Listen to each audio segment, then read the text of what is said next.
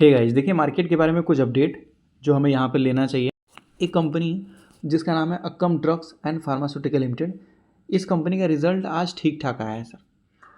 तो देखोगे ये स्टॉक अभी भी गिरता हुआ नज़र आ रहा है। 1000 रुपये से गिर के लगभग जो है ये स्टॉक 471 के बाजू में देखने को मिल रहा है सर। 471 के बाजू में देखने को मिला, 55% से भी ज़्यादा गिरा हुआ। अब देखिए मैं आपको बोलूँगा जनरली लोगों का दिमाग कैसा रहता है कि भाई स्टॉक 55% गिरा हुआ है, 60% गिरा हुआ, कंपनी ख़राब है, छोड़ दो। ज़्यादातर लोगों का ऐसा ही मानना होता है सर, ज़्यादातर लोगों का सर ऐसा ही मानना होता है। लेकिन जब वही चीज़ फिर ऊपर चल जाती है, रॉकेट बन जाता है, तो फिर लोग बोलते हैं मुझे तो पहले से पता था ये अच्छा है। तो जब जब सर पहले से पता था तो आपको यहाँ नीचे में बताना है ना, ताकि लोग ऊपर जाए तो लोग बेनिफिट कर पाए। हाँ या ना सर? हाँ। तो वही मैं आपको बोलता हूँ कि गिरे हुए स्टॉक्स के ऊपर वीडियो बनाना बहुत हिम्मत की बात होती है सर।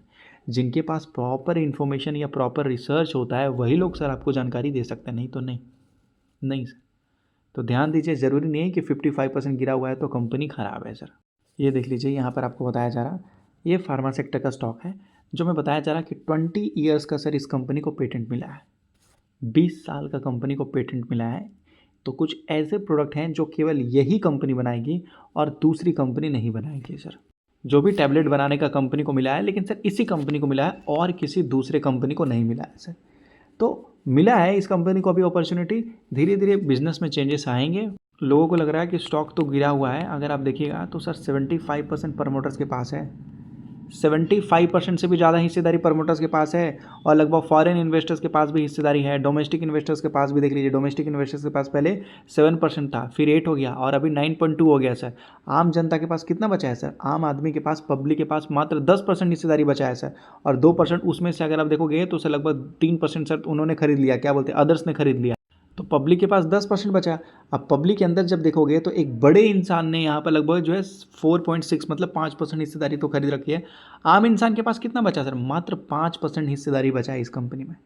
लूट लिए हैं सर कंपनी को। हज़ारों करोड़ का ये कंपनी इन्वेस्टमेंट कर रही है, 1400 करोड़ का तो सर इस कंपनी ने इन्वेस्टमेंट किया है।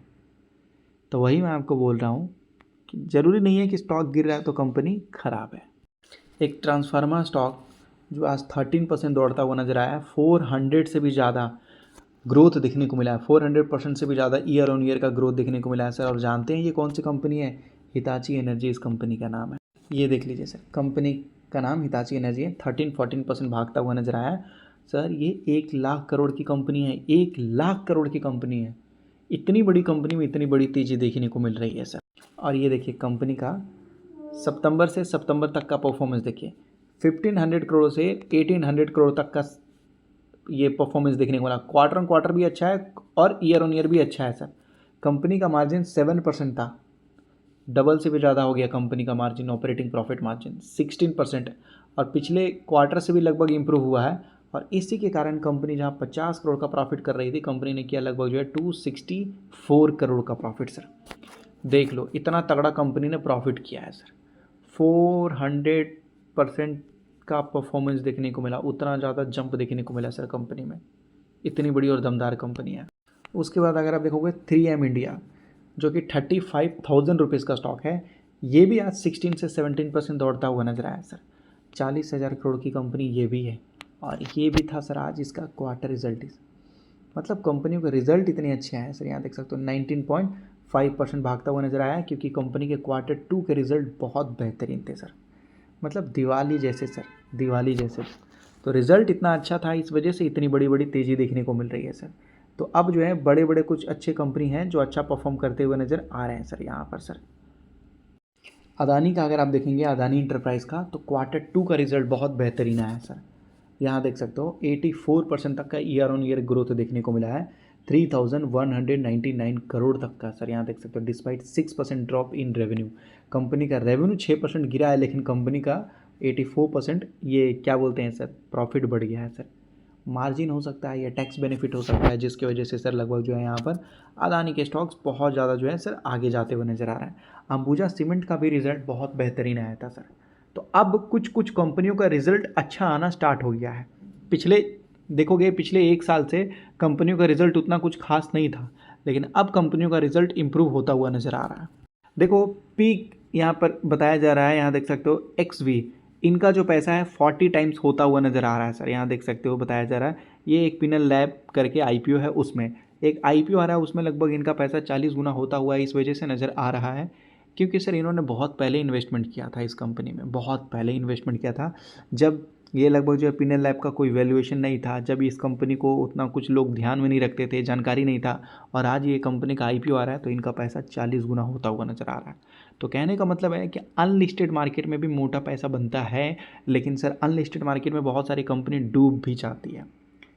तो अब लोगों को लग गया कि भाई इतना मोटा पैसा बन रहा है, गजब, IPO आने से केवल इतना मोटा पैसा मिलता है, भाई ऐसे कैसे हो सकता है। तो सर ये आपको बस बताया जा रहा है कि क्या होता है ना कि IPO जब आता है तो वैल्यूएशन बढ़ जाती है, बहुत सारी चीज़ें बदल जाती है सर, ऐसा। तो इन्होंने बहुत पहले ही इन्वेस्ट कर रखा है, ऐसा नहीं है कि IPO आने की वजह से इनका पैसा इतना गुना हो रहा है, नहीं, ये सालों से इन्वेस्ट करके रखे हुए होते हैं, कई साल पहले से इन्वेस्ट करके रखे हुए रहते हैं। जब ये कंपनी अनलिस्टेड मार्केट में, जब ये मतलब एक स्टार्टअप हुआ करता होगा, तब से ये मतलब इस कंपनी में इन्वेस्ट किए हैं, तब जाके इनको इतना बड़ा रिटर्न मिल रहा है। अब जब IPO आ जाएगा तो कंपाउंडिंग रिटर्न के साथ इनको और बड़ा बेनिफिट देखने को मिलना स्टार्ट हो जाएगा भाई, ऐसा होता है सर मार्केट में, ठीक है। तो ये बहुत बड़े लेवल में अब कंपनी काम करते हुए नजर आ रही है। मोदी जी ने 1 लाख करोड़ का सर निकाल दिया है फंड, किसके लिए, रिसर्च एंड डेवलपमेंट के लिए सर, R&D के लिए। आपको भी रिसर्च एंड डेवलपमेंट करना चाहिए सर। सरकार 1 लाख करोड़ रुपए दे रही है सर, क्योंकि सरकार को पता है कि अगर हम रिसर्च एंड डेवलपमेंट पे ध्यान नहीं देंगे तो हम पीछे रह जाएंगे सर।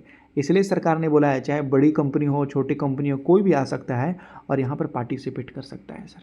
आपको पता है सारे कंपनी ऑलमोस्ट अपने रेवेन्यू का 2%, 5%, 10% तक सर वो लोग पैसा खर्च करते हैं अपने रिसर्च एंड डेवलपमेंट में। हम आम लोग तो करते ही नहीं सर। इंडिगो का रिजल्ट आ चुका है सर Q2 का, और इस कंपनी को काफ़ी अच्छा खासा लॉस हुआ है 2582 करोड़ का सर, करेंसी डिप्रिशिएशन की वजह से सर। अब इंडिगो अगर आप देखोगे तो देश विदेश में सर इनके फ़्लाइट जाते हैं, तो सर क्या होता है, दूसरे देश में इनका पैसा रहता है, इस देश में पैसा रहता है, जब वो पैसा चेंज करते हैं ना सर, तो वहाँ पर एक्सचेंज होता है, एक बीच में एक्सचेंज होता है सर, तो वहाँ पर करेंसी डिप्रिशिएशन की वजह से सर इनको नुकसान हुआ है। मतलब सर यहाँ पर इनकी फ़्लाइट का प्राइस 7000 है, हाँ, और विदेश में भी इनका फ़्लाइट का प्राइस कितना रहेगा, 7000, हाँ। अब क्या होगा, 7000 में इन्होंने कर दिया, 7000 में यहाँ पर भी कर दिया, लेकिन सर जब ये बोलेंगे कि भाई मेरा पैसा लाओ, वापस लाओ, तो जब ये पैसा देंगे तो ये बोलेंगे 6000 लो भाई। आप बोलेंगे भाई 7000 था मेरा, 6000 क्यों वापस कर रहे हो, तो बोल रहे हैं सर उसने मुझे $50 पेमेंट किया था, एग्जाम्पल बता रहा हूँ मैं आपको कि भाई उसने मुझे $100 पेमेंट किया था, तो बोल रहे हैं भाई मैं आपको 100 का $100 ही दे रहा हूँ, लेकिन फ़र्क ये है कि करेंसी डिप्रिशिएट हो गया है, मैं वही चीज़ दे रहा हूँ सर आपको, लेकिन करेंसी का वैल्यू अब कम हो चुका है। तो अब जब करेंसी चेंज होके आएगा हमारे रुपया में, तो 7000 की जगह 6000 दिखाई देगा, इसको बोलते हैं करेंसी डिप्रिशिएशन सर। तो इंडिगो पहले बहुत प्रॉफिटेबल था, लेकिन अब जो है कंपनी थोड़ा लॉस में जाता हुआ नज़र आ रहा है सर। यहाँ पर चलेगा, 1-2 क्वार्टर अच्छे होते हैं, 1-2 क्वार्टर बुरे होते हैं, लेकिन लॉन्ग टर्म का बिजनेस खराब नहीं होना चाहिए सर, लॉन्ग टर्म का बिजनेस कभी खराब नहीं होना चाहिए। आप कौन से कंपनी के क्वार्टर रिजल्ट के बारे में इंतजार कर रहे हो, आप कमेंट कीजिएगा, अगर उसका रिजल्ट आता है तो मैं आपको ज़रूर अपडेट दूंगा सर।